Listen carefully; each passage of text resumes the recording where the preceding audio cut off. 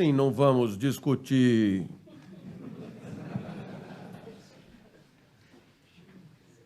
a relação pessoal de cada um? Viemos aqui fazer o quê, então, não é? Ora, para os que tiverem medo, duas portas nas saídas. Para os demais, o tema é esse mesmo. Fidelidade é tema que nos interessa, não só porque nos relacionamos fora do trabalho o tempo inteiro, a vida ela é constituída por relações, vivemos com os outros, mas também porque, enquanto trabalhadores, enquanto produtores, enquanto consumidores, nós temos expectativas dos nossos clientes que continuem clientes, expectativas dos nossos fornecedores que continuem fornecendo e, portanto, existe por detrás da ideia de fidelidade uma ideia de que aquilo que nós acreditamos que os outros farão, pois que eles realmente façam, né? Então, claro, todas essas intuições, no final das contas, todo mundo aqui tem uma ideia do que fidelidade quer dizer e tem uma ideia do quanto fidelidade é importante para a convivência. Se quiserem ter uma ideia mais clara da importância da fidelidade, imaginem um mundo onde a fidelidade esteja absolutamente ausente. Em outras palavras, onde a infidelidade fosse regra absoluta. E perceberão rapidamente que a convivência seria impossível. Portanto, sendo assim, é desejável, não é, que, de certa maneira, algumas expectativas que temos das outras pessoas não sejam frustradas. E, portanto, a fidelidade é sempre entendida no senso comum como alguma coisa positiva, uma virtude moral e, portanto, um comportamento facilitador da convivência, um comportamento ético. Mas é claro que se eu tenho aqui uma aula de filosofia para dar, nós temos que ir além disso e temos que problematizar o senso comum, aprofundar o senso comum e mostrar que essas ideias do senso comum, elas podem ser questionadas, problematizadas, enfim, tornadas mais complexas. E é o que nós faremos aqui ao longo dos próximos minutos. Obrigado pela fidelidade, obrigado por terem vindo, obrigado. Eu tenho certeza que a expectativa que vocês têm da minha aula, ela será alcançada e, com isso, a fidelidade tende a pagar seu preço, tende a valer a pena. Eu começaria dizendo, como farei com todos os temas desse curso, que a preocupação com a fidelidade é anterior à própria filosofia. E, portanto, lá naqueles tempos em que o homem filosofava através de alegorias, através de mitos, o tema da fidelidade já era discutido e já era discutido com preocupações filosóficas, né? Só que através de histórias. E essas histórias são tão conhecidas, tão importantes, que fazem parte do patrimônio intelectual da humanidade, vale sempre a pena lembrar de alguma delas. E tentando investigar e buscar para vocês, no meio delas, alguma que cuidasse da questão da fidelidade, eu escolhi para hoje a história do rei Midas. E, claro, a história do rei Midas é conhecida porque... sobretudo pela sua primeira parte, né? Mas a parte que nos interessa mais não é essa, é a sua segunda parte, digamos assim, muito rapidamente, em que consiste a história do rei Midas. Bem, o rei Midas era um rei mortal, portanto humano, né? Alguém que, enfim, caracterizado por ser um rei não muito legal, né? Um pouco era considerado uma figura muito ambiciosa e depois capaz de qualquer coisa para conseguir o que quer e, finalmente, alguém não muito inteligente, digamos assim. O fato é que rei Midas recebe a visita de um soldado que havia aprisionado alguém num bosque. Esse alguém estava bêbado e fazia arruaça. Então foi lá e trouxe para o palácio, só que esse indivíduo aprisionado pelo soldado era nada mais, nada menos que o famoso sábio Sileno. Sábio Sileno, figura muito interessante da mitologia. A ideia do sábio aqui é muito verdadeira, alguém que pensava o tempo inteiro, etc., e que fazia parte da corte do deus Dionísio, né? O rei deus Dionísio, na Grécia, é Baco, né? Em Roma, é o mesmo deus, né? E, portanto, alguém muito afeito a festas e álcool, né? Festas e bebedeiras. E o fato é que o rei Midas ficou apavorado, porque a captura do sábio Sileno poderia despertar a ira do seu protetor Dionísio. Você tem uma ideia do apreço de Dionísio pelo sábio Sileno? É que Dionísio deixou a guarda do seu filho ao sábio Sileno, para que seja seu instrutor. Então, é claro, havia um apreço enorme. E o rei Dionísio o deus Dionísio é um deus terrível. Então, se ele se zangasse, seria uma catástrofe. Então, o rei Midas manda soltar imediatamente o sábio Sileno e, para salvar as aparências, ele resolve oferecer 7 dias de 7 noites de festa em homenagem ao sábio Sileno. E o sábio Sileno ficou feliz da vida quando encontrou o seu protetor Dionísio, disse: nossa, o rei Midas me ofereceu uma grande festa, foi muito legal e eu estou muito feliz. Então, Dionísio ficou feliz com o rei Midas, chegou para o rei Midas e disse: eu queria te recompensar por ter tratado tão bem um protegido meu. E o rei Midas, então, resolveu pedir o toque de ouro. Tudo que eu tocar vira ouro.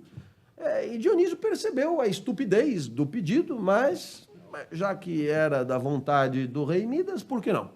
E assim, tudo que Midas tocava virava ouro. Num primeiro momento, Midas não se conteve de alegria, tocava numa pedra, virava ouro, tocava num passarinho, clac, virava uma estatueta de ouro, tocava numa árvore, virava uma árvore de ouro, e rei Midas percebeu que em pouco tempo se tornaria o mais rico rei de todo o mundo. Claro, quando ele chegou em casa, cheio de fome, porque riqueza dá fome, ele pediu lá um lanchinho, né, uma coxa de peru e um copo de vinho. E aí, para sua surpresa, tocando a coxa virou ouro, e na hora de beber o vinho virou pó de ouro, e o rei Midas percebeu que ele ia morrer, né? Porque, claro, para comer é preciso encostar, e quando encosta, vira ouro, eu vou morrer. Chamou Dionísio, pelo amor de Deus, me livra disso. E Dionísio, então, diz: está vendo, você é uma besta, né? Então, mas vá lá no riacho se lavar da tua burrice e da tua concupiscência. E aí, tudo volta ao normal. E o rei Midas um pouco tomou uma lição com aquilo, acabou preferindo ir viver no bosque junto dos seus amigos, o deus Pan, o sábio Sileno, o pessoal da corte de Dionísio, muita bebida, muita festa e tal, e mais simplicidade. E aí é que vem a história, que aqui, a partir daqui, a história nos interessa mais. Porque o rei Midas, ele tinha os amigos dele. Um dos amigos dele era o deus Pan. E o deus Pan era uma figura monstruosa, como todos os deuses do caos, deuses da terra, deuses, né? Ele era medonho de ver, né? O nariz achastado, cara peluda, orelhas pontiagudas, uma figura horrível, né? O sábio Sileno também não era mais bonito do que isso. E eles eram aterrorizantes. E o deus Pan gostava de perseguir ninfetas para a cópula sem a aquiescência da outra parte, né? E um belo dia, perseguindo uma ninfeta para satisfazer seus caprichos, a ninfeta ficou diante de um precipício, e com o deus Pan atrás, ela preferiu morrer a dar para o deus Pan. e ela acabou morrendo. No que a ninfeta morre, no lugar onde ela morreu, nasce uma espécie de um bambu, alguma coisa assim, e desse bambu o deus Pan faz uma flauta, a famosa flauta de Pan, que é tão conhecida na música clássica, sobretudo na obra de Debussy, né? Então, aí, e Pan tocava, né? Tocava a flauta, que era, digamos, a transformação da ninfeta por ele constrangida à cópula. E a música que saía da flauta do deus Pan era uma música gutural, uma música sensual, uma música erótica, uma música carnal, uma música, eu diria, de motel. Quem nunca não sei se conhece Serge Gainsbourg, um francês que canta...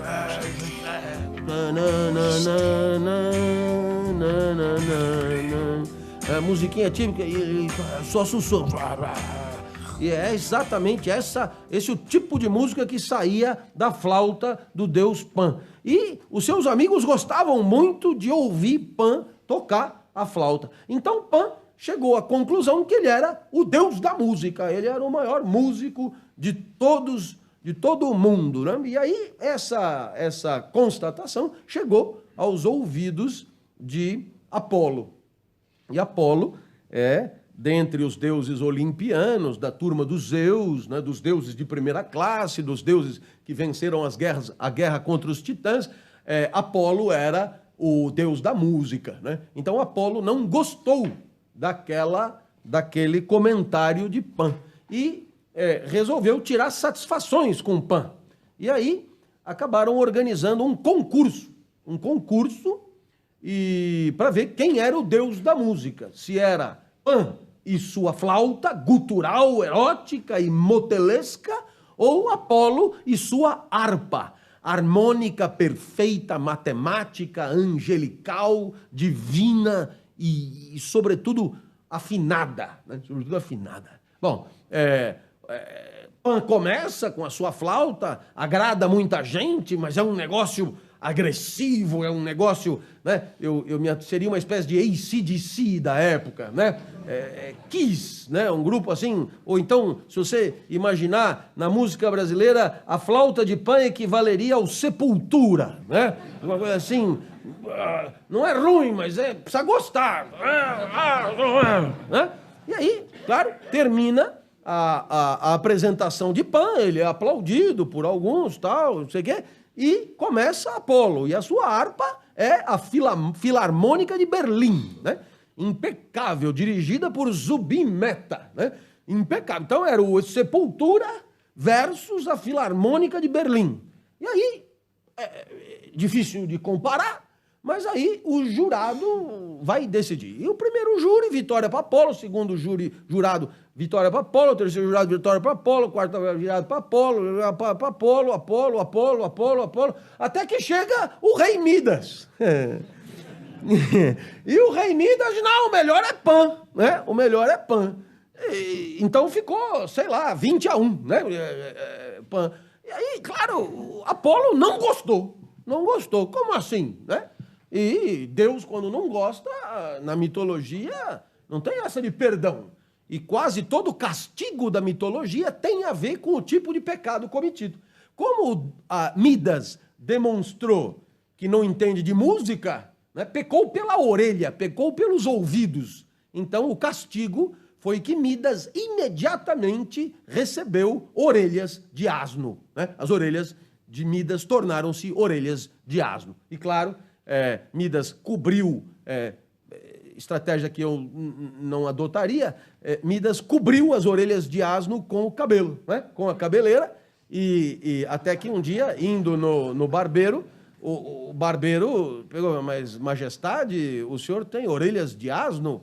E Midas disse, se alguém souber disso, eu te mato, eu te eventro, eu te empalo, eu te corto no meio, eu te não sei o quê. E o barbeiro desesperado, meu Deus, e se eu revelar esse segredo inadvertidamente para alguém?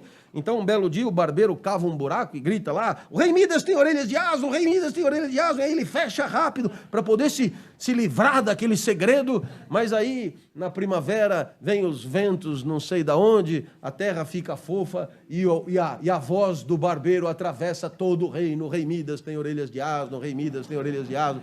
E todos ficam sabendo da história. Mas essa é a história do rei Midas. E você dirá, mas e a fidelidade? Nossa, como e a fidelidade? A fidelidade salta aos olhos, né? Porque na hora que todo mundo dava vitória para Apolo, amigo de Zeus, tudo era dominante, vai ganhar, não sei o que e tal, né? E aí não adiantava nada ele dar a vitória para Pan, não, é meu amigo, né? Eu gosto de Pan. Então, claro, o rei Midas, figura desagradável, figura ambiciosa, concupiscente e burra, é apresentado como um símbolo da virtude moral, da fidelidade. Contra tudo e contra todos, ele foi fiel ao deus Pan. Ora, então, essa digamos, essa é a primeira lição do mito, né? Rei Midas foi fiel. Mas, claro, a gente pode puxar o barbante e, com isso, interpretar outras coisas. A primeira delas é que, se no senso comum a fidelidade é sempre apresentada como um princípio de comportamento virtuoso, justo e bom, o que a história do rei Midas nos ensina é que nem sempre é assim. E por que nem sempre é assim? Porque, claro, tudo depende a quem e a que você é fiel. Afinal de contas, ser fiel a um Deus estuprador, ser fiel a um Deus do mal, ser fiel a um Deus canalha, ser fiel a um Deus desonesto, não pode significar em si uma atitude virtuosa. E, portanto, a história do rei Midas nos ensina é que a fidelidade pela fidelidade em si não garante nada, não garante valor moral. Porque eu posso ser fiel e canalha, fiel e desonesto, fiel e perdulário, fiel e ladrão, né? Desde que eu seja fiel à ladroagem, enfim, ao ladrão, ao perdulário e assim por diante. Então, nesse sentido, a história do rei Midas é muito, muito interessante, porque, de certa maneira, a fidelidade de alguma forma, você agir de maneira coerente às expectativas que você mesmo gerou, e Midas foi fiel, claro. Então, mas claro, essa coerência entre o que você gerou como expectativa e o que você termina fazendo, essa coerência nem sempre é bem-vinda. Por quê? Porque, claro, essa coerência pode cobrar de você uma atitude absolutamente viciada, maléfica e condenável. Então, essa é a primeira lição. Então, claro, para quem algum dia, quando chegar em casa, for acusado de infidelidade, já poderá problematizar e dizer que a infidelidade em si não é um mal. Tudo depende a que e a quem você foi infiel. Porque ser infiel ao que é nefasto é necessariamente ser fiel ao que é bom. Então, esse é outro ponto que a história de Midas nos ensina. É que todo gesto de fidelidade implica infidelidade ao seu contrário. E todo gesto de infidelidade implica fidelidade ao seu contrário. E, portanto, nesse sentido, fidelidade e infidelidade acabam sendo dois lados de uma mesma moeda. eu lhes dou alguns exemplos. E tudo isso, é claro, é para levá-los à loucura, né? Levá-los à loucura. Amor à Vida, novela de Valcir Carrasco. Em Amor à Vida você tem, eu sei que não assistem novela, né? Mas eu explico, né? Amor à Vida é um mito contemporâneo, tá certo? No lugar de Midas, você tem o Dr. César. Dr. César, dono de um hospital em São Paulo. Dr. César é médico. Dr. César é interpretado por Antônio Fagundes. E Dr. César, ele tem uma esposa. A esposa do Dr. César é Pilar, mulher do lar. E interpretada por Suzana Vieira.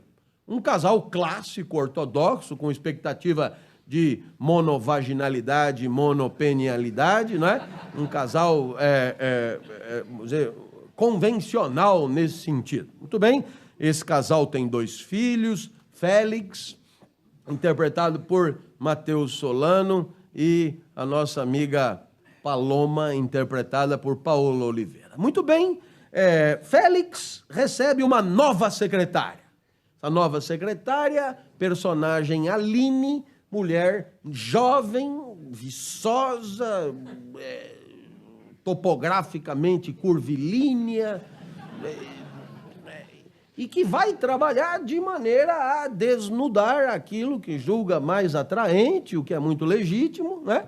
E um comportamento absolutamente amável, dócil, sedutor em relação ao seu chefe, Dr. César. O tempo vai passando, os dias vão passando, César vai se encantando com a secretária e isso termina com uma carona, né? Sempre há um dia em que se trabalha até um pouco mais tarde, já não tem mais ônibus, etc. Termina uma carona, você quer entrar para tomar um café, César entra, toma um café, e aí, claro, acaba tomando o café, etc. Né? Acaba, de certa maneira, tendo um momento de intimidade máximo com a sua secretária Aline. Muito bem, a partir daí nasce uma relação. Nessa relação, César dá um bracelete de diamantes para a Aline e assim por diante. Ora, o que é que você percebe disso aqui? Que se você olhar pelos olhos de Pilar, todo e qualquer gesto que alegre Aline é uma prova de infidelidade. Mas se você olhar pelo olhar de Aline, né?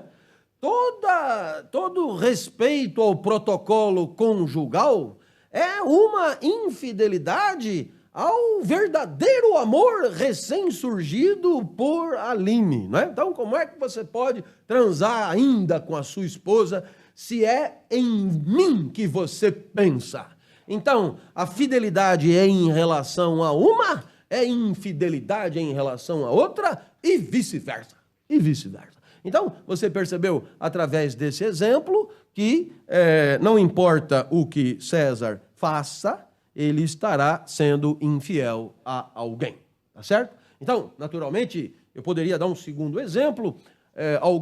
Vamos imaginar alguém que me acompanhe dentro da universidade, que acompanhe minhas aulas na universidade e que se acostuma comigo dando aulas na universidade. É um perfil muito parecido com o que você está vendo aqui, sentado, explicando, com livros em cima da mesa, etc. E é isso que a pessoa espera de mim. Muito bem.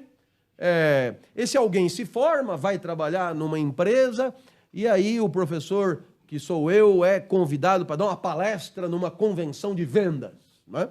E aí, é claro, quando esse professor chega na convenção de vendas, alguns já o conhecem de outras palestras, e o que é que se percebe? É que a expectativa que todos têm ali não é a mesma do aluno. O aluno imagina uma aula professoral, o professor sentado, explicando, e os demais imaginam o professor de pé, blasfemando, tirando sarro, falando alto, etc., e motivando, e muito mais, dando espetáculo do que propriamente oferecendo degustação intelectual. Então, eu trairei alguém. eu trairei alguém. O que é que você percebe? Que quando você age e é observado por muita gente, haverá distintas interpretações da tua conduta, né? Invariavelmente. Então, o que acontece? Mesmo que você tenha tido um comportamento único, o que não é o caso do César, claro. Ele diz aqui o que não diz lá e diz lá o que não diz aqui. Mas mesmo que você tenha um único comportamento, você despertará expectativas diferentes a teu respeito. De tal maneira que quando você for agir na próxima vez, você frustrará alguns e encantará outros. Será fiel a certas expectativas e será infiel a outras. E por quê? Porque, é claro, quem te contempla constrói expectativas sobre você que você não controla. Poderia dar um exemplo de ontem.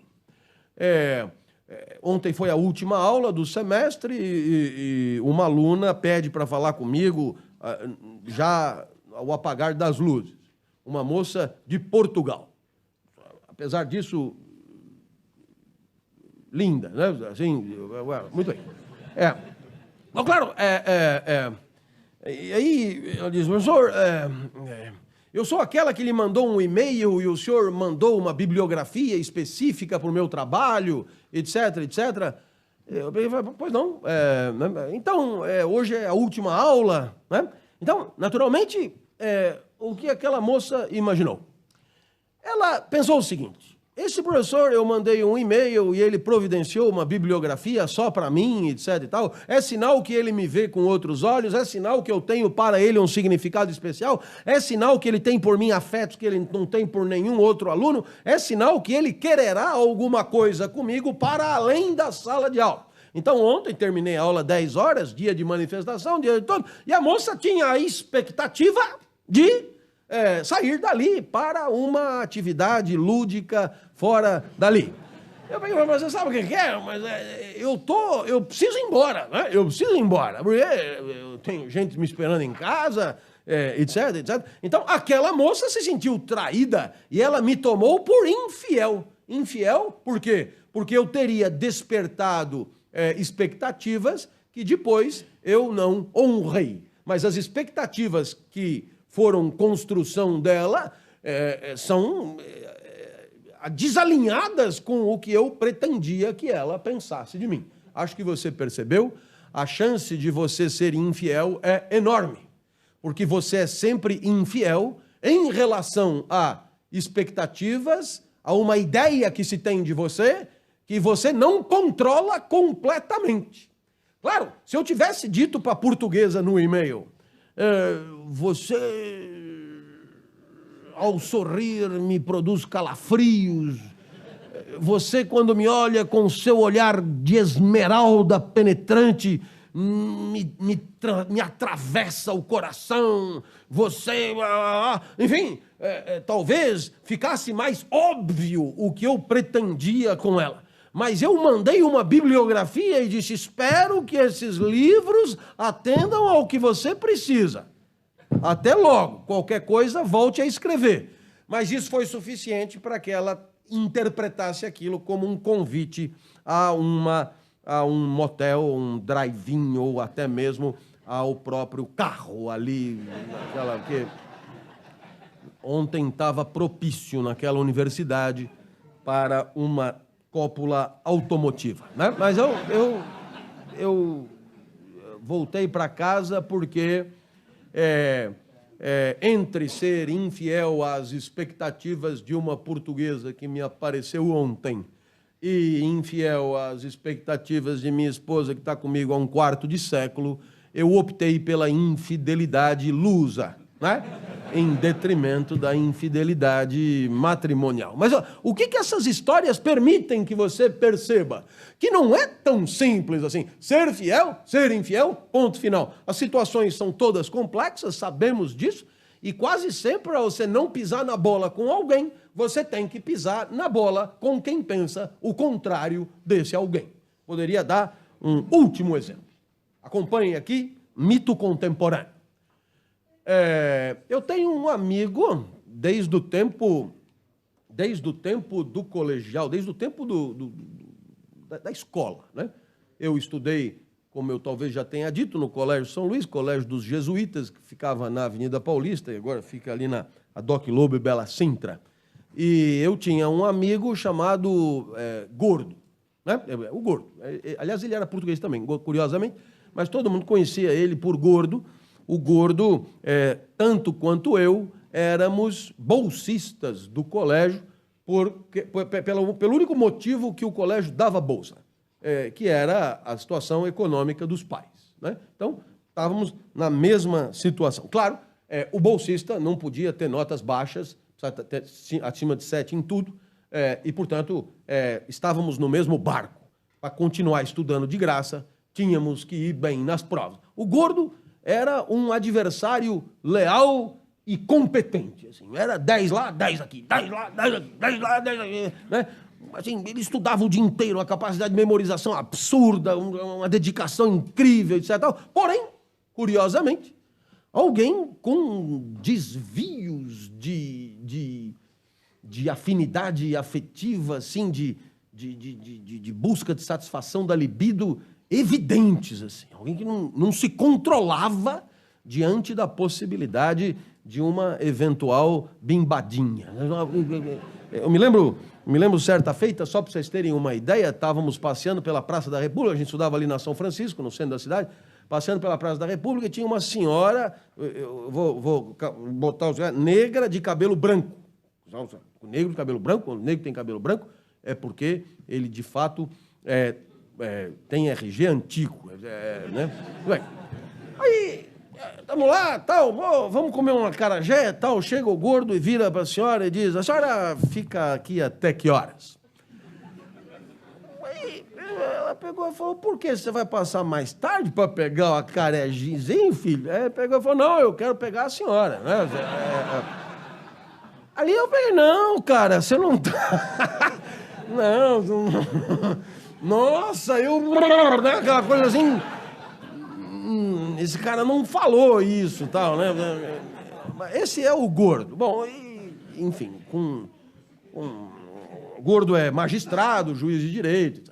Estávamos na faculdade e o Gordo, sempre com esses desvios, o Gordo, entramos no elevador, o elevador apinhado de gente, o elevador com grande proximidade física de todos ali dentro, e uma jovem da classe, legítima representante de um aluno daquela faculdade, quer dizer, uma jovem bem-nascida, com tudo que as jovens bem-nascidas de São Paulo têm de cuidado com a estética, ela entrou com o namorado e veio se aproximando, foi entrando gente, no final das contas, a fulana estava de costas para o Gordo, mas colada nele, né?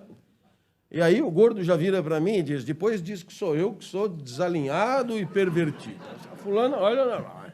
Aí ele, claro, não resistiu à tentação de um toque glúteo, né? Ele deu estava tudo bem até aí, mas ele não ficou contente. Ele fez questão de dizer: você nem sente mais, hein? Que loucura!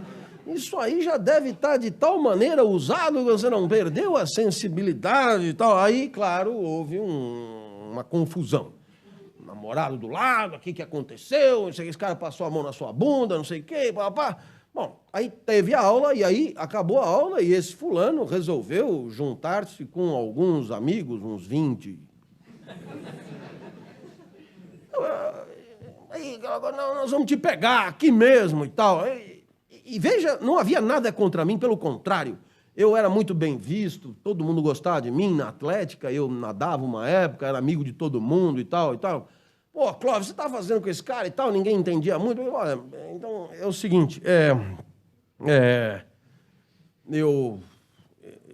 assim, vocês não me dão outra alternativa, né? Vamos deixar disso. Nós não podemos deixar disso, o cara é um folgado e tal, e coisa e tal.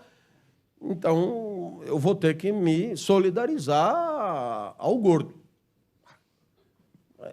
E o Gordo atrás, ao invés de... É tudo viado, velho. Deixa esses caras. É um mais cuzão que o outro. Deixa eles virem. E eu subi em cima de uma cadeira arranquei o lugar de escrever, que era de madeira, aquele negócio universitário assim, arranquei, aquilo virou uma raquete, né? Um taco assim. Eu falei, bom, então podem vir. Até dei 2, 3 golpes com aquilo, mas logo me tomaram aquilo. E então eu apanhei, mas eu apanhei muito. E quanto mais eu apanhava, mais ele falava, isso é um bando de cuzão do caralho, tua mãe tá na zona, arrombado, não sei do quê. Nossa Senhora. E aí, então, o que essa história ajuda você a entender? Ora, essa história é um exemplo de fidelidade na amizade que não tem limite. Eu quase morri de tanto apanhar, voltei para casa roxo, né? E fidelidade a quem? A quem não se conteve no elevador. A história é muito semelhante à do rei Midas, quer dizer, é fiel a um desajustado, fiel a um desalinhado, fiel a quem não tem um comportamento adequado, fiel a etc. Então você percebe que essa história da fidelidade é uma história que se presta a infinitas problematizações. Por quê? Porque, de um lado, você tem a amizade que pressupõe a fidelidade acima de qualquer coisa, porque para estar do lado do amigo quando ele tem razão, não precisa ser amigo. Então, para ser fiel ao amigo é quando ele não tem razão. Então, a fidelidade na amizade é um valor sagrado, né? E de outro lado, você tem o quê? A convivência, você tem a certeza de que se uma mulher não quer ter seus glúteos massageados, ela não deve ter seus glúteos massageados, uma questão de ética maior, mais ampla e assim por diante. Você tem valores complexos, contraditórios, que fazem do comportamento de fidelidade um comportamento extremamente difícil de ser valorado do ponto de vista moral, tá certo? Então perceba que a situação não é tão simples assim. A história do rei Midas nos permitiu todas essas conclusões e todo esse frescor de reflexão. Na filosofia, a fidelidade começa com Platão. Nós vamos ganhar uma certa cadência repetitiva nas aulas, o que vai dar a você uma grande familiaridade com essa sequência. A gente começa com Platão, e Platão vai tratar da fidelidade numa obra intitulada Apologia de Sócrates, quando Platão conta o quê? Platão conta a condenação de Sócrates. Então, claro, você sabe, Sócrates nunca escreveu nada, alguns até supõem que ele não tenha existido, tudo que a gente sabe de Sócrates a gente sabe por outras pessoas. Mas o que é que as outras pessoas contam sobre Sócrates?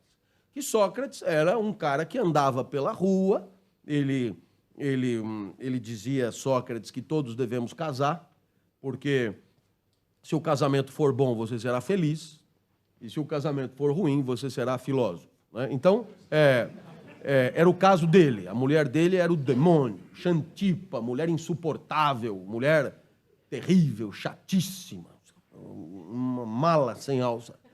E então Sócrates saía para a rua, provavelmente o início da filosofia começou com o fato de você não suportar a mulher dentro de casa. Ele saía para a rua e ele conversava. E aí o cara falava, pô, mas não é justo que façam isso. E Sócrates perguntava, pô, mas se você diz que não é justo isso, então é porque você sabe o que é a justiça. E aí o cara rapidamente percebia que não sabia. Se você não sabe o que é a justiça, não pode dizer que uma coisa não é justa. Porque você está falando sem saber do que está falando, né? Aí fala, nossa, que linda mulher. Ah, bom, se você diz que aquela mulher é linda, então você sabe o que é a beleza, né? Você pode me definir a beleza? Aí a pessoa não sabia, e ele foi acumulando, assim, desafetos. Porque a pessoa falava, então diz você o que é a beleza. Aí só dizia, eu não sei, eu também não sei, eu só estou perguntando. Porque como você falou que a fulana era bela, eu achei que você soubesse que é a beleza. Agora eu estou vendo que você não sabe nada, mas eu também não sei, tal, tranquilo, numa boa. Então, Sócrates, ele se achava o mais sábio de Atenas, exatamente por isso. Ele era o único que sabia que não sabia nada, enquanto os outros nem isso sabiam, né? Então, claro, não tem nada, não sei, né? Eu sei que não sei, você nem isso, né? Então, claro, Sócrates foi irritando as pessoas, e irritando gente que ele não podia irritar, gente que se achava, gente que tinha prestígio, gente reconhecida, gente aplaudida, gente que posava de intelectual. E Sócrates aloprava mesmo, tirava sarro. Você não sabe nada, você é um bosta e tal. E o fato é que, de repente, armaram uma para Sócrates e ele foi julgado, processado, julgado e condenado por deturpar a juventude, por cultuar outros deuses que não os de Atenas. Em suma, acusações absolutamente fluidas e sem nenhuma precisão. O que os julgadores de Sócrates não esperavam? Eles não esperavam que a condenação fosse pegar mal. Afinal de contas, o cara foi condenado à morte por uma acusação estranha. Está esquisito isso. Então, o que os julgadores pensaram?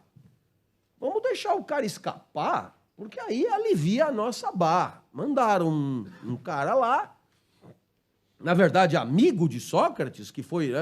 Olha, Sócrates, o que eu tenho para te dizer é o seguinte: se hoje à noite você quiser escapar, você escapa, ninguém vai te perseguir. A única condição é você ir morar em outro lugar e está tudo certo. E nesse momento, Sócrates responde uma das mais lindas respostas que a história do pensamento teve. Deixa eu ver se eu entendi. Eu não fiz nada, sou condenado, e agora eles vão abrir as portas para eu fugir, e eu tenho que sair daqui que nem um corrido, que nem um foragido, e ir morar num lugar que não é o meu? De jeito nenhum. De jeito nenhum. E por que de jeito nenhum? De jeito nenhum, por quê?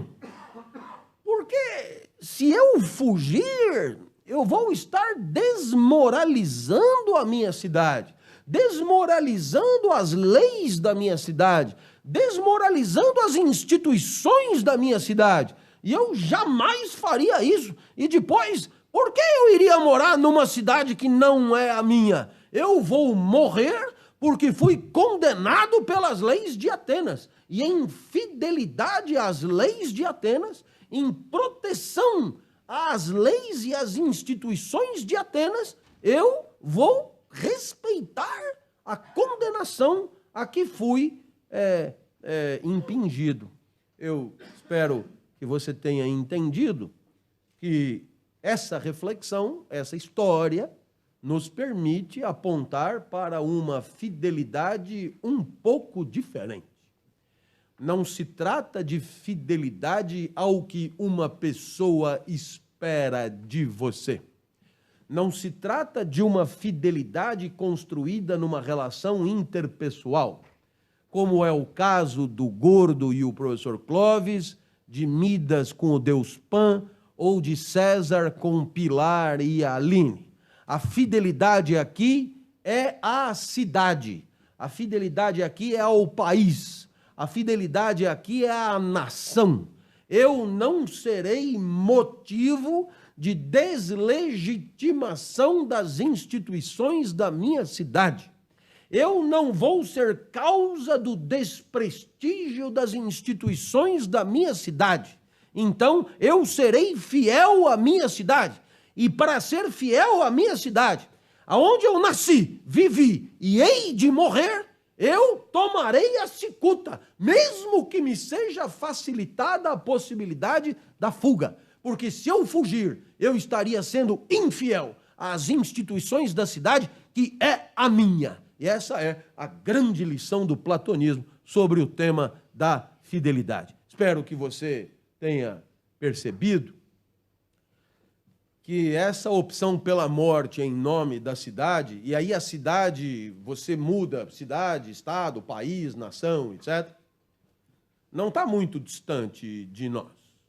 Afinal de contas, em situações de guerra, por exemplo, sabemos que muitos são aqueles que optam pela utilização de um certo tipo de armamento que não lhes dá nenhuma chance de sobrevida. Você percebe que nós estamos diante de uma situação similar. Ou seja, existe aqui um valor ao qual eu serei fiel para além da minha própria vida. E é claro, esta fidelidade é a cidade. Você poderia perguntar, mas professor, aqui não há complexidade? Claro que há complexidade, porque eu poderia optar por fidelidade à sobrevivência, fidelidade à minha vida, fidelidade a continuar vivendo. E aí, é claro, foda-se a cidade. Mas não, neste caso, a fidelidade de Sócrates, a fidelidade destacada por Platão, é a fidelidade a um coletivo organizado. É a fidelidade a um lugar, a uma instituição, a um conjunto de pessoas, a uma história, né? A uma geografia e a tudo que caracteriza um país, uma cidade, etc, etc, etc. Então você tem aqui, nas palavras de Platão, um excelente exemplo de reflexão sobre fidelidade, um pouco fora de moda, né? Um pouco fora de moda, que é a fidelidade ao lugar em que nascemos.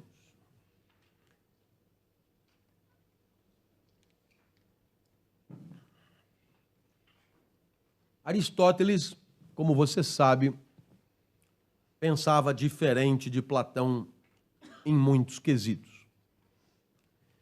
E Aristóteles vai tratar a questão da fidelidade segundo outro olhar. Em outras palavras, quando Aristóteles vai falar de fidelidade, a preocupação dele não é com a cidade. A preocupação dele não é com a nação, não é com o país, não é com o coletivo. A preocupação dele é com outra coisa. Vamos ver o que é? Venham comigo.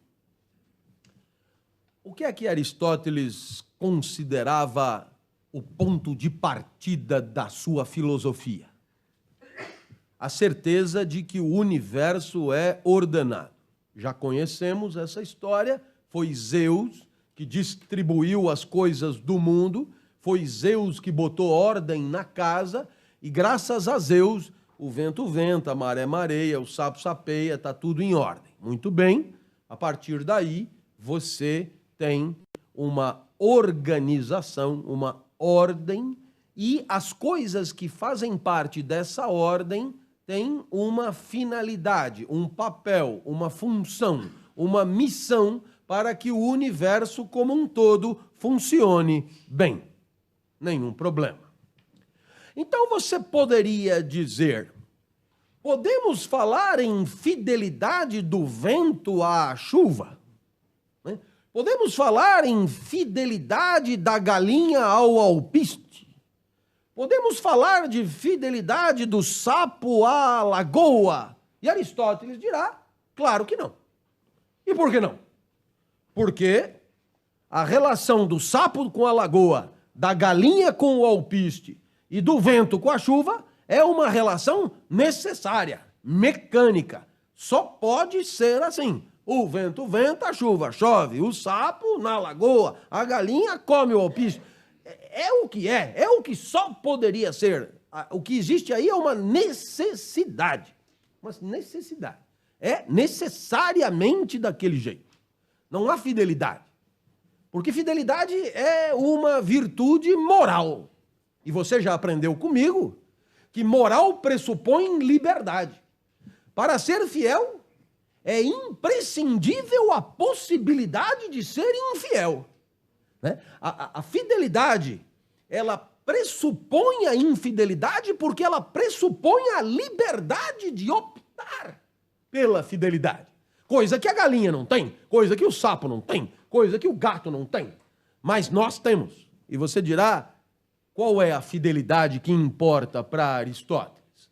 É a fidelidade ao cosmos. Porque quem é fiel ao cosmos é fiel a Zeus, que instituiu o cosmos. Né? Então, nesse sentido, a que fidelidade estamos nos referindo?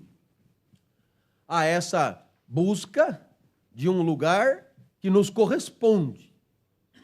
Né? Em outras palavras, a certeza de que faremos da nossa vida uma homenagem à organização cósmica universal. E, portanto, procuraremos viver de acordo com o que o cosmos espera de nós. Procuraremos viver de acordo com o que o universo ordenado espera de nós. E você dirá, qual é a diferença da chuva? É que a chuva não tem escolha, ela já vive de acordo com o que o universo espera dela. Agora, nós temos escolha, podemos viver errado. E, portanto, a fidelidade que se espera de nós é a fidelidade a essa ordem toda justa e toda harmônica instituída por Zeus. E você então dirá, mas como eu faço para ser fiel ao cosmos? Encontre o teu lugar no cosmos. E como é que eu faço para encontrar o meu lugar no cosmos?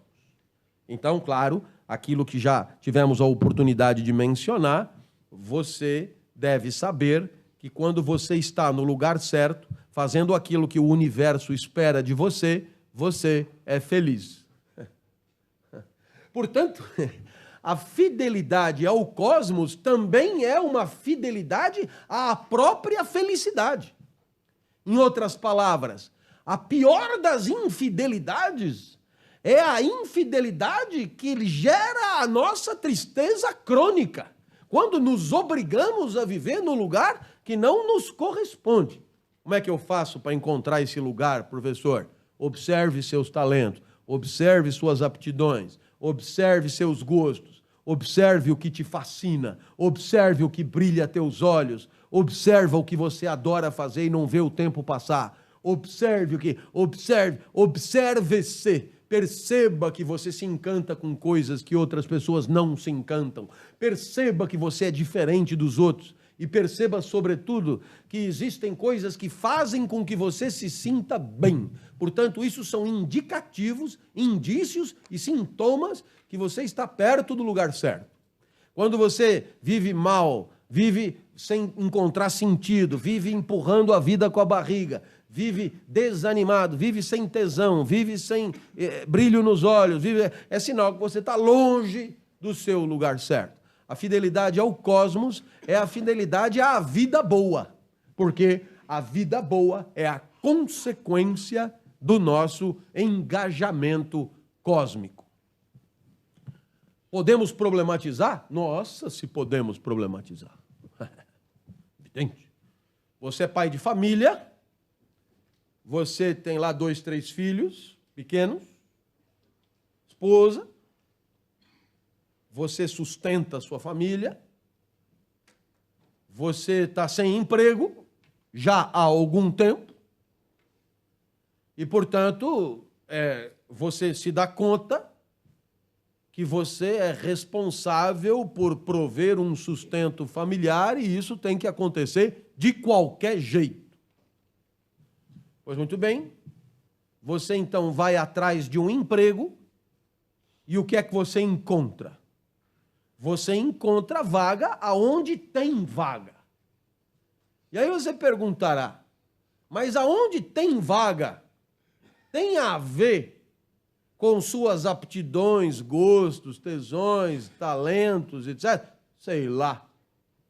O fato é que você abrirá mão dos talentos, abrirá mão do que você sempre quis fazer, abrirá mão da tua habilidade para desenhar, abrirá mão da tua habilidade para tocar instrumentos de corda, abrirá mão do teu talento indiscutível, né, para jogar bola, abrirá mão de um monte de coisa em nome do quê? Em nome da responsabilidade de sustentar a família e, portanto, você percebe que muitas vezes ser fiel à família implica ser infiel consigo mesmo.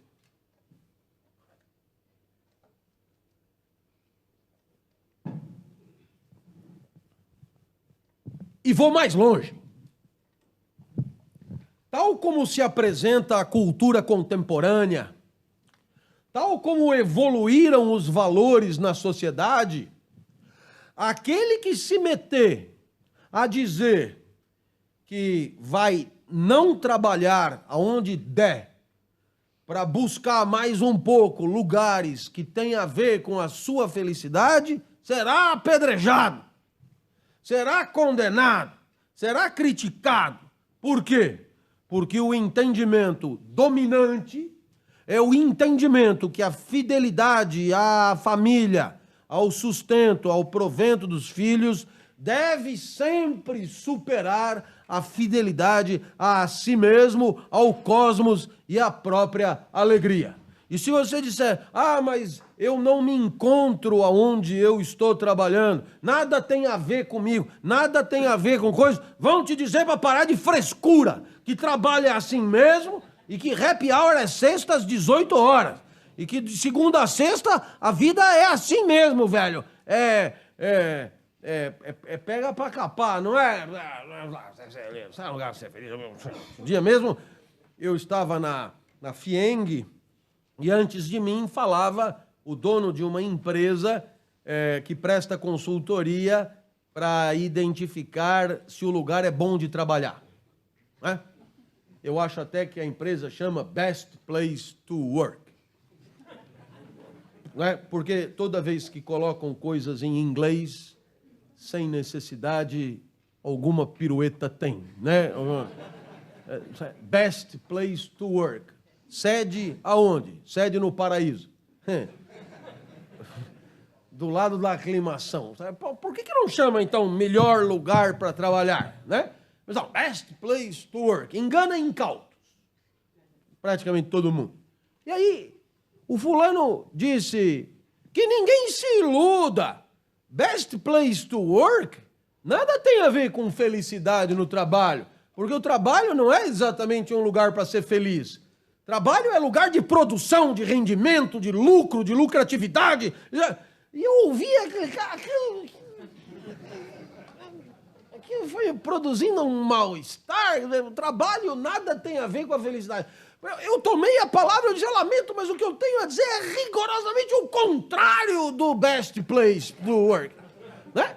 Ou seja, talvez pelo fato de eu nunca ter trabalhado, isso facilita eu dizer isso. Né? Não abra mão da sua felicidade nunca.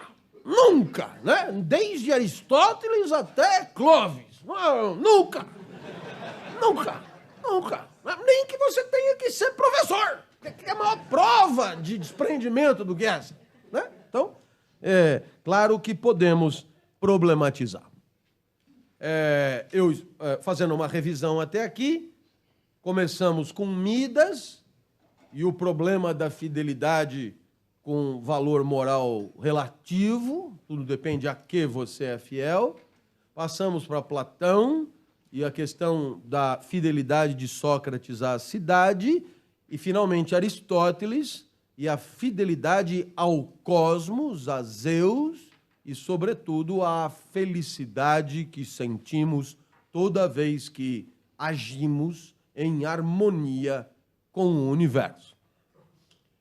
Eu, então, subo um degrau na nossa análise e trago para deleite de vocês o pensamento de Agostinho. Você sabe que Agostinho é considerado por instituições religiosas como santo, é o mesmo. Mas para nós aqui, ele é só um pensador. Se ele foi santo ou não, sinceramente, não há relevância para nós.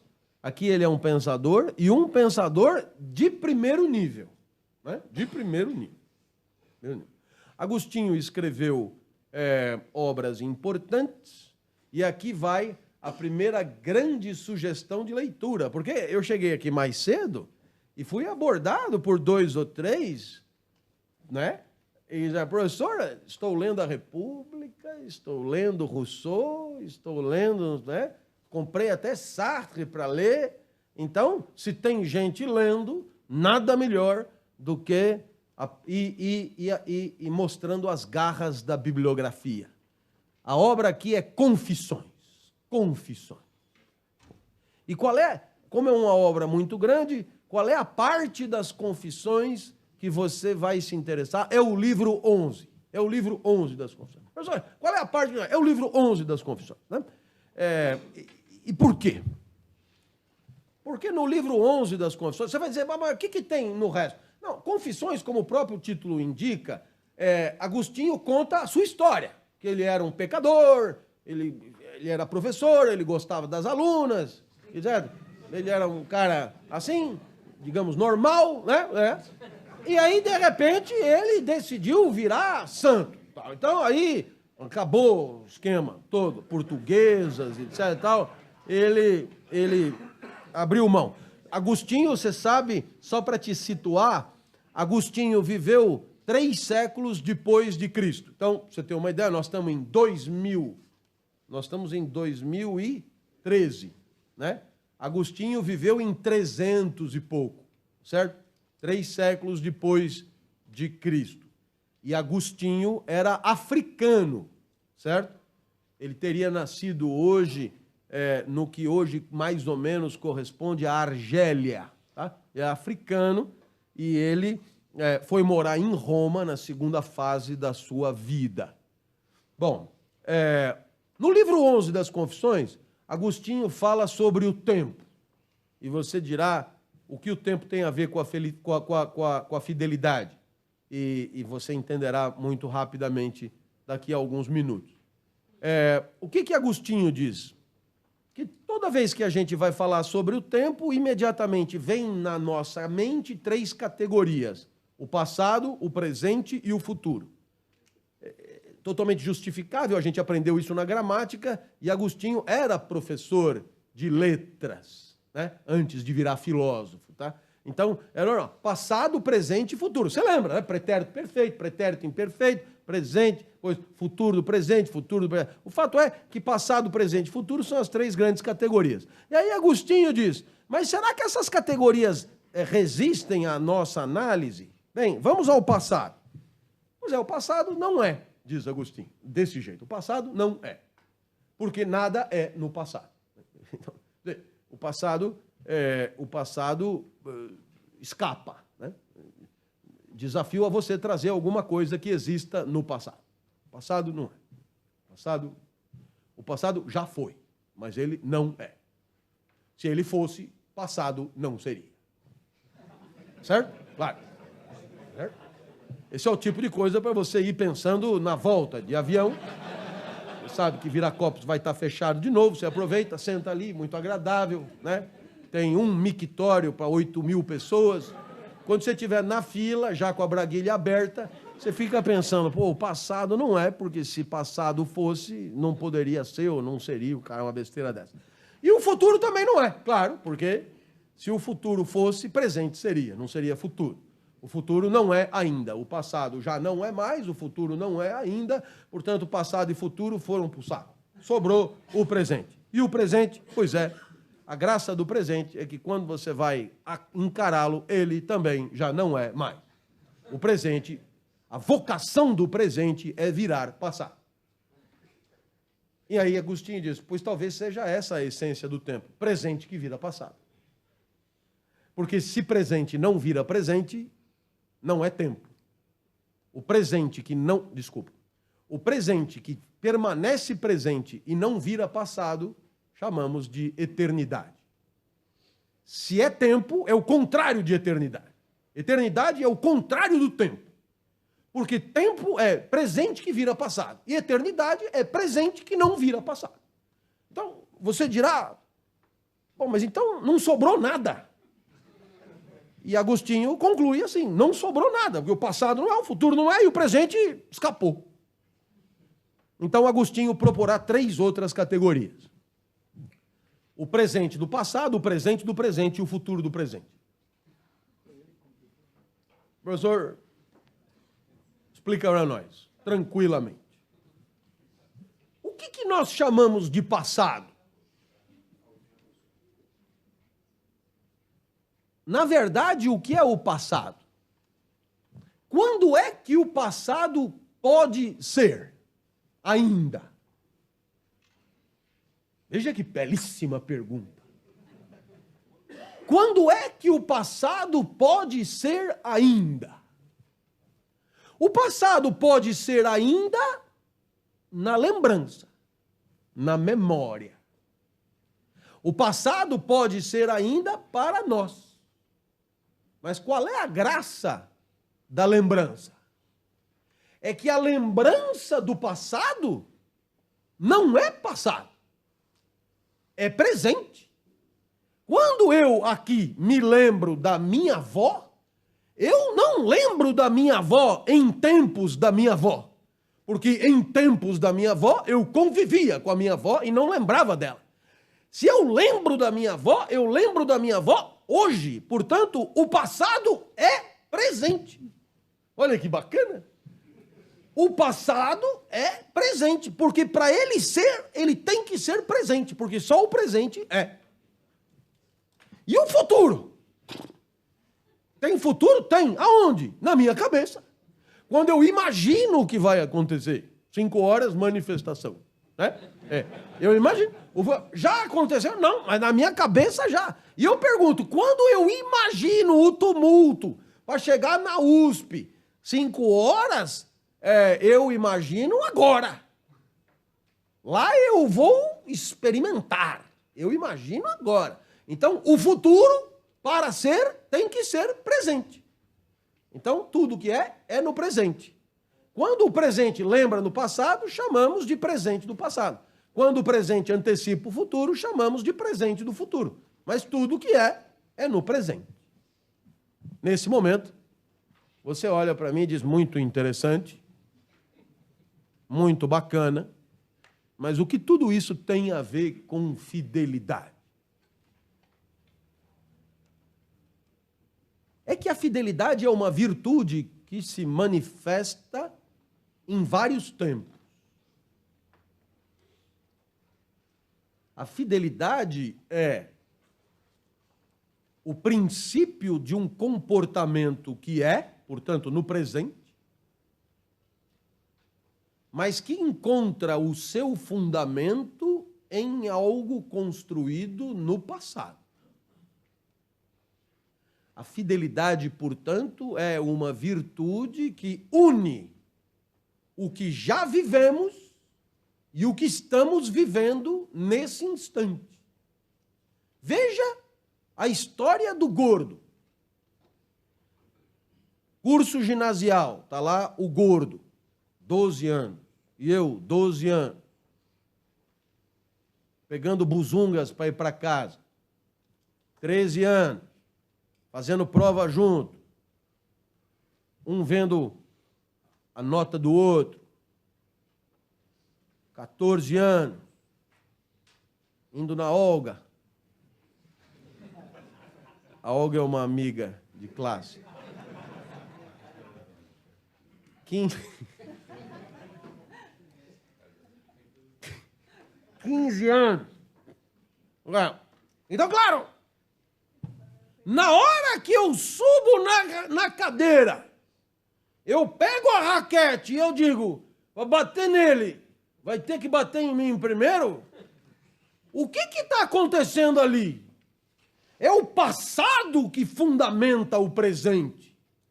A fidelidade é um princípio de ação presente que encontra o seu fundamento no já vivido, que encontra fundamento no que já aconteceu, mas que aconteceu e eu lembro, que eu resgato, eu ressuscito, eu faço acontecer de novo. A fidelidade é uma atualização do passado compartilhado. A fidelidade é uma presentificação do passado convivido. A fidelidade é uma presentificação de valores combinados no passado, de parceria combinada no passado. A fidelidade, portanto, é um elo entre o que estamos vivendo e o que já vivemos juntos. A fidelidade é uma forma de homenagear a parceria. A fidelidade é uma forma de homenagear a história compartilhada. A fidelidade é uma forma de você dizer para o outro, olha, o que nós vivemos juntos conta para mim, vale para mim. A fidelidade é uma forma de fazer do passado compartilhado um valor presente. um valor presente. Porque quando você é infiel, o mais trágico da infidelidade é que você está combinando, sabe o que nós vivemos juntos? Não teve importância nenhuma para mim. Eu já esqueci. Para mim não valeu nada. Você, no meu passado, não valeu nada. E por isso hoje eu vou agir em função dos interesses de circunstância. E os interesses de circunstância apontam por agir na contramão do que você espera de mim. Agora, por outro lado, quando você pega uma raquete e vai encarar 20 fulanos, você está prestando uma homenagem àquilo que já vivemos juntos. Àquele dia que a gente saiu da Avenida Paulista e foi até o estádio do Morumbi a pé, porque não tinha o dinheiro para pagar o ônibus. E voltou a pé, o que é mais dramático. Né? É aquela trajetória de você, para sair do Morumbi, errar o caminho, ainda dar uma volta toda em torno do estádio, dando risada de tanta burrice, né? E depois, ao invés de subir para pegar logo ali o palácio, ir pela Giovanni Gronchi, pelo lado contrário, e chegar em casa meia-noite, cada um apanhar na sua casa, e ainda telefonar, apanhou aí, apanhei, pô, eu também apanhei aqui, esse é o passado que você resgata, que você ressuscita, que você atualiza naquele momento, velho. Importou tanto para mim que cada raquetada que eu tô tomando aqui é um hino de louvor ao que nós vivemos conjuntamente. E eu sei que você está se emocionando, porque se não estivesse se emocionando, você é indigno de ter amigos, tá certo? Acho que é um pouco essa a ideia que Agostinho nos ensina. O passado exige que você tenha uma ideia do tempo. O passado é um elo nobre e virtuoso. Desculpa, a fidelidade é um elo nobre e virtuoso entre a vida vivida e a vida imediatamente vivida, a vida presentificada, que orgulha ou não o que já passou. Chegamos então na modernidade. E na modernidade, eu diria que a ideia de fidelidade vai ser tratada de maneira um pouco mais fria. Porque é isso que caracteriza um pouco o pensamento moderno. A revolução científica nos obriga a tratar tudo de maneira mais matemática, mais desapegada. E o que é que vai nos ensinar Spinoza em 1600?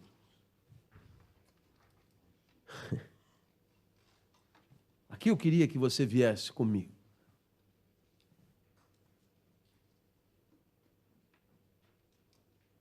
Já tivemos a oportunidade de dizer que para Spinoza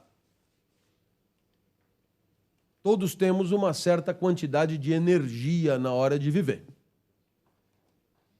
Essa energia, Spinoza chama de potência de agir. E já tivemos a oportunidade de lembrar que essa energia oscila. E por que ela oscila? Ela oscila porque estamos vivendo, estamos no mundo, o mundo não sai da frente, o mundo se relaciona conosco e, portanto, tem horas que o mundo cai bem e tem horas que o mundo cai mal.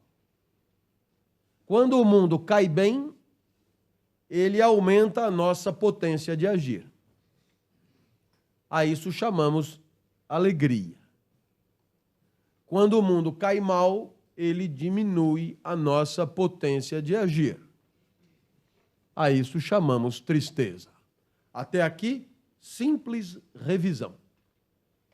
Então, claro, isso é um convite à autoanálise, né? Você perde o avião e você percebe a potência de agir caindo. Né? Você toma um fora e você percebe a potência de agir caindo. Por outro lado, se alguém que nunca te viu antes, de repente te oferecer flores, isso é impulso. Impulso da tua potência de agir. E você sorrirá. Alegria. Nesse momento você dirá: e a fidelidade, professor? Pois é.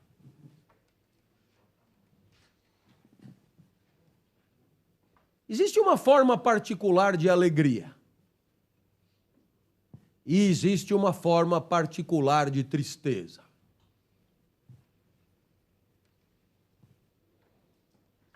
Existe uma tristeza que tem uma causa específica. E a tristeza que tem essa causa específica é determinada pela tristeza do outro. Então eu vou repetir. Você pode se entristecer com um ovo. Isso me aconteceu no Japão. Estava numa delegação de atletas em Nagasaki. E disseram aos japoneses, sempre de uma gentileza infinita, que todo mundo gostava de ovo frito. Então, gentilmente, os japoneses, nós íamos chegar na segunda-feira, no final de semana eles fritaram uns 1000 ovos e congelaram. Então, na segunda-feira de manhã, tinha ovo frito para todo mundo, mas congelado. Eu não me dei conta da temperatura do ovo. E o encontro do ovo com o meu corpo foi profundamente entristecedor. Então, a causa da tristeza foi o ovo congelado. Mas você pode encontrar alguém triste. E a tristeza desse alguém pode te entristecer. A tristeza do outro é uma das causas da tua tristeza. Eu tenho uma senhora que trabalha para mim há muito tempo, e ela sempre me diz isso: não chora, que senão eu vou chorar também. Essa tristeza que tem por causa a tristeza do outro, tem um nome na teoria das paixões. E o nome você conhece, é compaixão. Compaixão é um tipo particular de tristeza, cuja causa é a tristeza flagrada em alguém. Ora, meus amigos,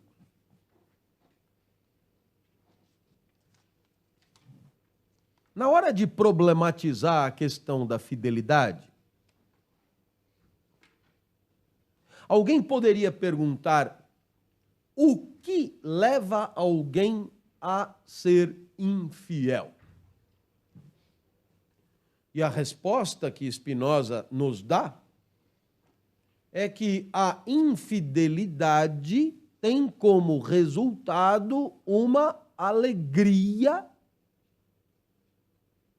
desejada, buscada. Se você não entendeu, imagine o Dr. César da novela. Foi infiel à esposa. Por quê? Porque copulou com a secretária. E a cópula com a secretária deve ter trazido uma alegria espetacular. Se não há alegria, não há por que haver infidelidade. Ninguém vai ser infiel para se entristecer.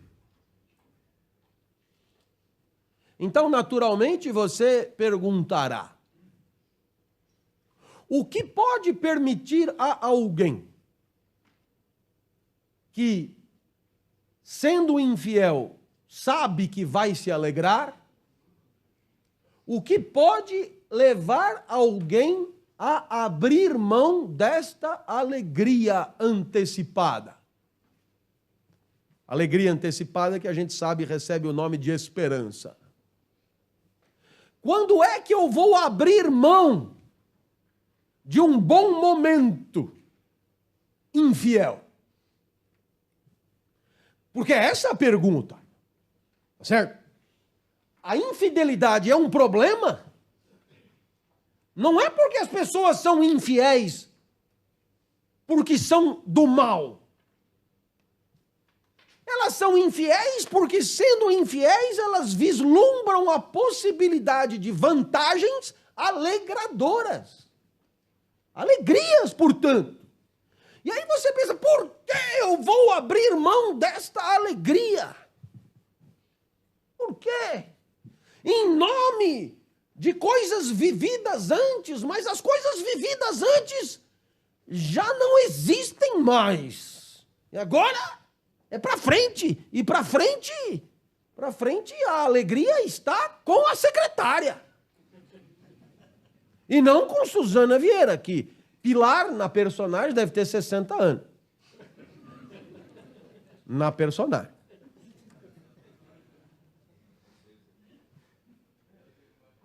Então a resposta, porque tem que ter uma resposta. Sabe por que tem que ter uma resposta? Porque nós abrimos mão.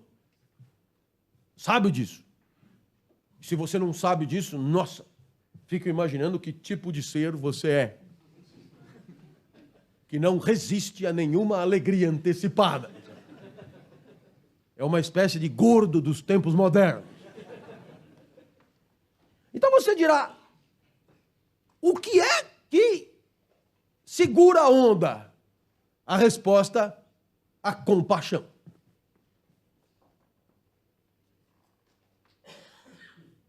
E a compaixão é a tristeza produzida pela tristeza de quem você entristece. Como eu sei que se você se entristecer, eu vou me entristecer também, eu vou fazer de tudo para não te entristecer, para não me entristecer também. E quase sempre você se depara com a seguinte situação angustiante. Se eu sair com a Aline, terei uma alegria, mas entristecerei Pilar.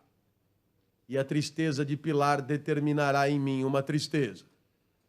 Então eu sei que eu vou ao mesmo tempo me alegrar e me entristecer. A fidelidade deve ser problematizada no coração desta tensão. Porque se a fidelidade é um problema, é porque resulta de uma tensão. Em toda fidelidade, explica Spinoza, existe uma alegria e uma tristeza. A alegria prometida pelo ato infiel e a tristeza garantida pela compaixão em relação a quem somos infiéis. E se você disser, mas quando eu sou infiel, não há alegria nenhuma, não há tristeza nenhuma, então a infidelidade ou a fidelidade deixa de ser um problema. Nós não estamos discutindo o seu caso. O caso que merece a nossa discussão é este. É quando a infidelidade corresponde a um tipo particular de alegria que queremos ter, e a infidelidade corresponde a um tipo particular de tristeza que não queremos sentir. E o que é que dirá Spinoza? Quando a esperança vencer a compaixão, seremos infiéis. Quando a compaixão vencer a esperança, seremos fiéis.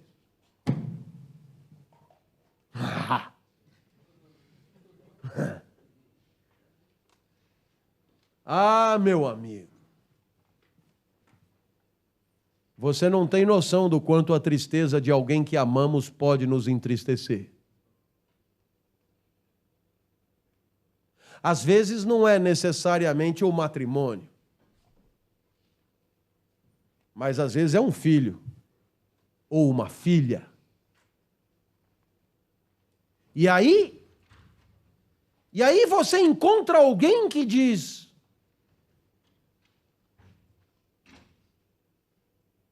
estou apaixonado por você.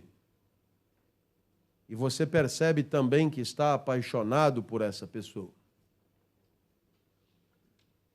Aí essa pessoa vira para você e diz, mas eu só terei alguma coisa com você quando você largar a sua mulher. E aí você está no coração do problema. E aí você vê que pela mulher vai fácil. Mas aí você olha para uma criança pequena, e a criança pequena fez um desenho na escola. E no desenho da escola tinha papai, mamãe e eu no meio. E aí você percebe que a compaixão venceu a esperança. Porque você não suporta entristecer aquela criatura que nasceu nos seus braços. Sabe do que eu estou falando, não sabe? Claro que sabe. No século XIX, a fidelidade vai ser tratada numa perspectiva ainda diferente. E aqui nós vamos apresentar a fidelidade na perspectiva marxista.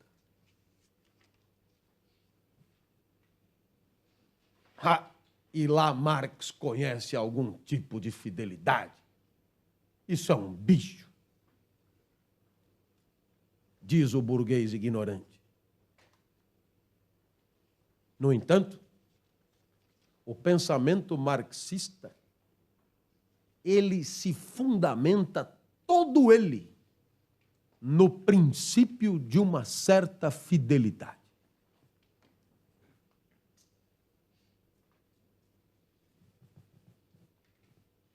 Eu tenho uma amiga, professora de Ribeirão Preto, nascida em Ribeirão Preto como eu, e professora da USP desde sempre. Nós nos conhecemos em congresso, viramos amigos. E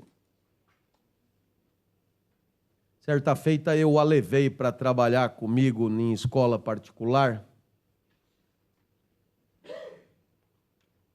E esta mulher entendeu esse gesto à moda dela.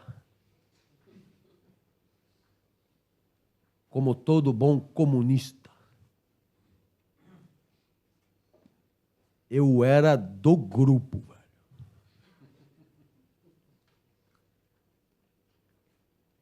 O tempo passou e eu fui prestar concursos na USP. E num deles a coisa estava feia para o meu lado. Eu tinha cometido a burrice de convidar os alunos para assistir. Coisa que nunca se deve fazer. Porque a banca tem uma posição de superioridade simbólica. Então é o tipo da situação que você tem que torcer para ninguém ver, porque eles vão te chacinar. E aí eu levei os alunos. E aquela banca nunca tinha visto tanto aluno. E resolveu então mostrar toda a sua força. E contra mim, claro. Agora, é claro, encontraram uma coisa indigesta pela frente, porque eu não sou de me deixar embrulhar. Então eu esbravejava, respondia, só que eram 5. Era uma coisa horrível. E gente conhecida, gente da universidade, gente velha. E era um duelo. O senhor disse na página 1000 e tanto, eu ia lá, o senhor disse... E aquela coisa... De repente essa mulher levanta e diz, isso aqui é tudo uma loucura. Esses velhos já não fazem nada há muito tempo. Então aí, covardemente... A mulher simplesmente entrou na minha frente assim. Agora, para atacá-la, vou ter que passar por cima de mim. Eu, uma mulher de uns 200 quilos, assim. Eu fiquei atrás dela, a mamãe veio me defender.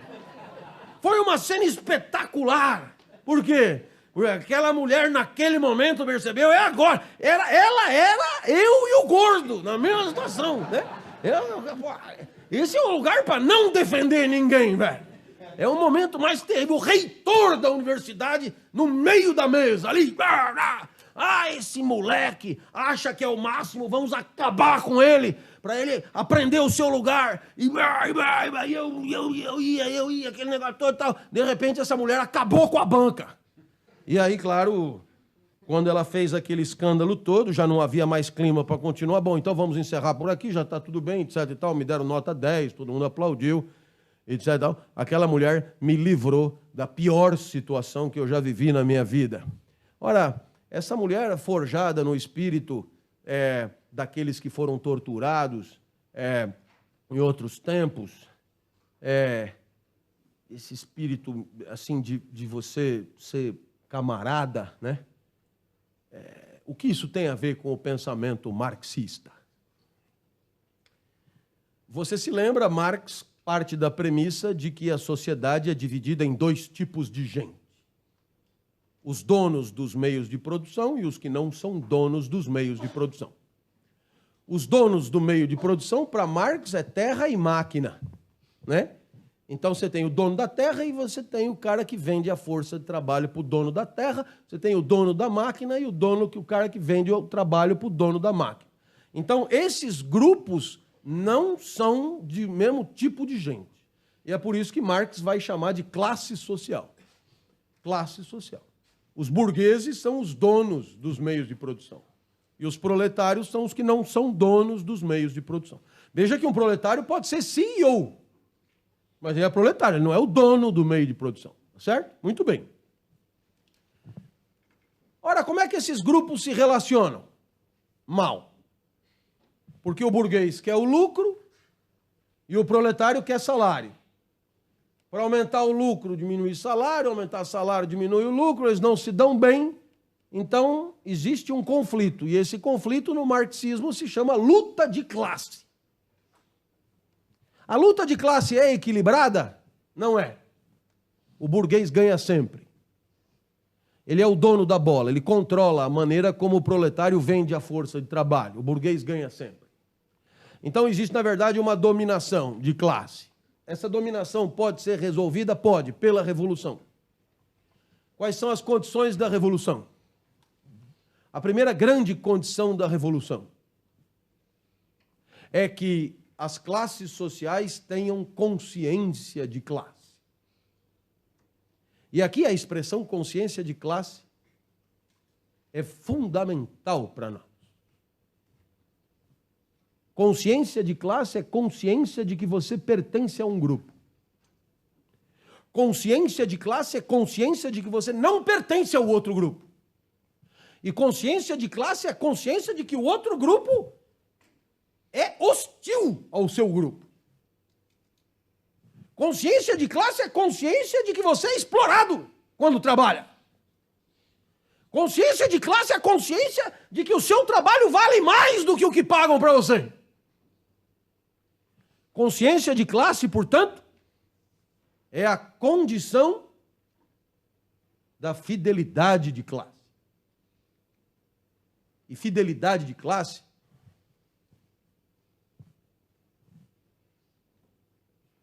implica que você saiba que se houver alguma chance de uma convivência mais justa, se houver alguma chance de fazer recuar os privilégios, se houver alguma chance de colocar em medo os poderosos, se houver alguma chance de plantar a dúvida nos que sempre mandaram e fizeram do país o palco dos seus privilégios, se houver alguma chance, é com todos unidos, sem fissura, sem fratura, sem traição, sem roedor de corda, sem medo. E tudo isso é a fidelidade de classe. Eu não preciso te dizer que se você sair um pouquinho do jargão marxista, que fazia muito sentido em 1848, mas que daqui a pouco vai completar 200 anos, algumas coisas ali continuam muito vivas. Afinal de contas, a polícia continua fazendo o seu papel de garantidora de uma ordem burguesa. E para isso ela bate, recurso que sempre foi o seu. E se houver alguma chance de colocar medo nas forças instituídas e mudar alguma coisinha, fazendo temer os poderosos e os seus privilégios corruptos, será num grupo coeso, fiel, unido, inseparável, onde não haja fissura, onde não haja traição, onde não haja roedor de corda, mesmo que tenhamos levado tiro de borracha no olho, mesmo que tenhamos levado porrada na cara, estaremos sempre do lado dos nossos, contra aqueles que nos agridem, nos exploram e nos trazem mal, dano. Naturalmente, o sucesso de toda manifestação popular implica alguma fidelidade de classe.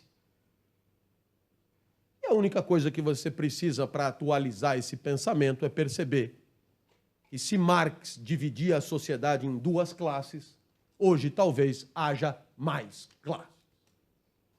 Mas fica também muito fácil continuar percebendo que se tem mais classes, ainda faz muito sentido perceber que alguns poucos se dão muito bem, enquanto outros muitos continuam se dando muito mal.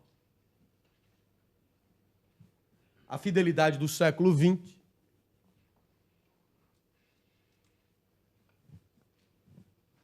é uma fidelidade ao espaço público. A fidelidade do século XX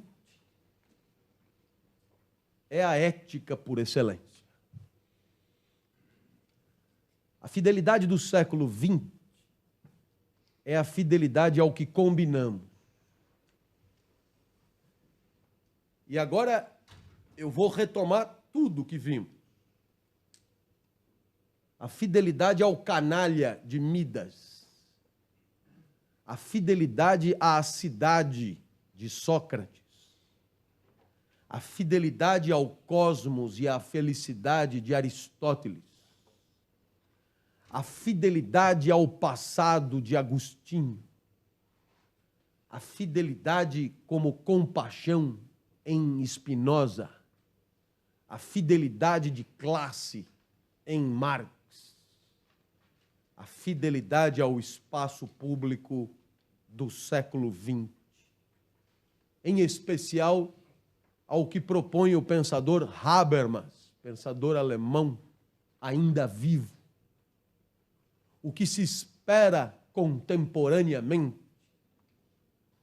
é que acreditemos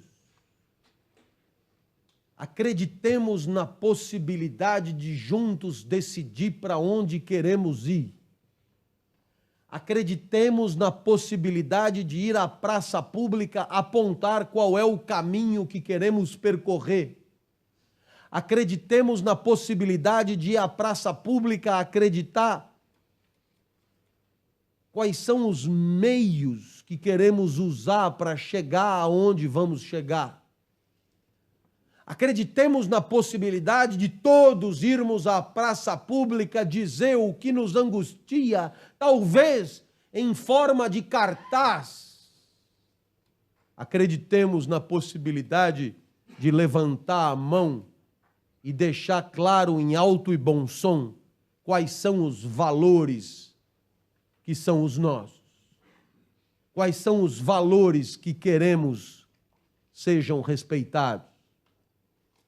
A possibilidade de que a convivência de todos conte com a participação de todos. E existe aí uma grande fidelidade. A fidelidade ao que foi combinado. E você perguntará, por quê? Eu haveria de ser fiel ao que foi combinado. Pela simples razão que você foi convidado para participar. Pela simples razão que o que foi decidido ou teve ou poderia ter tido a tua participação. Pela simples razão que nós temos que, de qualquer jeito, escolher um caminho. E, portanto, nada melhor do que encontrarmos esse caminho juntos. Fidelidade ao que é decidido por todos, mesmo que de vez em quando isso seja contraditório aos interesses particulares mais mesquinhos. Mesmo que de vez em quando isso seja oposto aos interesses de cada um mais circunstanciais. Mesmo que de vez em quando você tenha que abrir mão. Por quê? Porque toda fidelidade só importa como tema de reflexão se você tiver que abrir mão. Porque se você não tiver que abrir mão e ser fiel, coincidir com ganhar o máximo que você pode ganhar a cada dia, a fidelidade desapareceu como problema. Você sempre ganhará o máximo que puder ganhar a cada dia.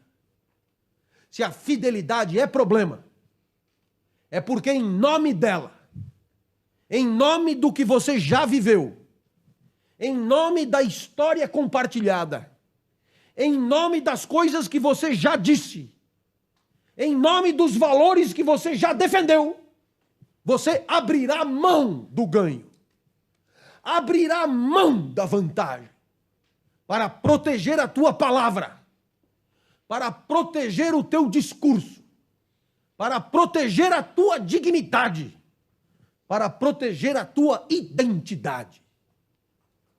Senão você não passa de uma centelha de energia que vai indo para onde aponta o pinto. Se você quiser ser uma pessoa com âncora e dignidade, saiba que terá que aprender a abrir mão em nome dos valores que são os de ontem, os de hoje e os de sempre.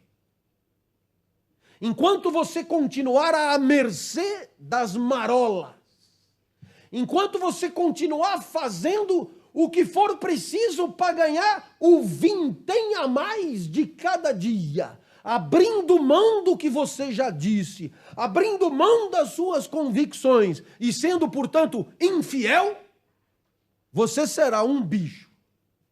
Porque bicho é assim. Bicho não tem fidelidade. Bicho é regido pelo princípio do prazer. Tem cio, tá no cio, copula. E para copular persegue. Bicho é assim. Foco no resultado. Se você quiser ir um pouco além da animalidade, se você quiser transcender o gato à moda de Rousseau, seja fiel. Fiel a você mesmo, fiel ao patrimônio moral que é o seu, fiel ao que você comprometeu respeitar, mesmo que essa fidelidade implique trocar vantagem por desvantagem, abrir mão de lucro. Em nome do quê? Em nome da certeza que todos terão que nas horas mais difíceis você continuará digno da sua confiança. A fidelidade é a causa única da confiança que possam ter em nós. Muito obrigado e até a próxima, se Deus quiser.